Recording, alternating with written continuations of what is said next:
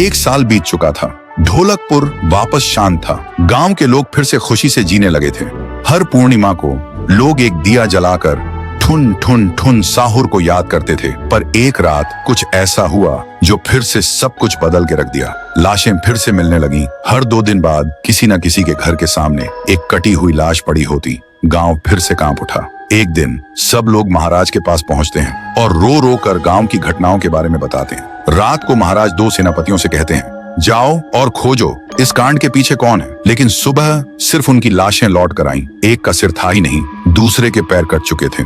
महाराज समझ गए कुछ तो लौट आया है, कुछ जो सिर्फ मौत का खेल खेल रहा है। और फिर कहते हैं, अब इस जंग का सामना मुझे ही करना होगा। उसी रात महाराज चुपके से गांव में आते हैं और एक पेड़ के पीछे खुद को छुपा लेते हैं। और ठीक रात के 2:30 बजे अचानक कहीं से धुआं छा जाता है और उस धुएं के अंदर से एक आवाज आती है,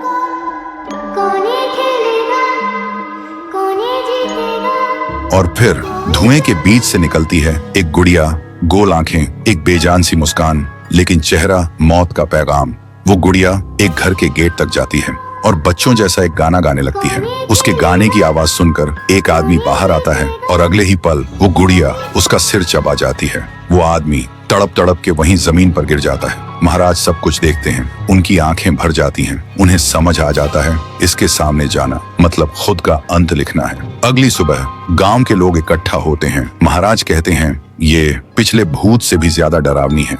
इसे सिर्फ वही हरा सकता है जो मौत को पहले ही हरा चुका है। और फिर एक पूर्णिमा की रात सब लोग दिया जलाकर पुकारते हैं, आप वापस आइए, आपके बिना ये गांव जिंदा तो है पर जीने जैसा नहीं। तभी एक आवाज गूंजती है, ठुंग ठुंग ठुंग ठुंग ठुंग ठुंग ठुंग ठुंग ठुंग साहुर। और उसी देह की आग से एक जलता हुआ पेड़ बनने लगता है और उसी पेड़ में से ठुन ठुन ठुन साहुर निकलता है। तभी फिर से वही धुआं छा जाता है और उसके साथ ही एक आवाज।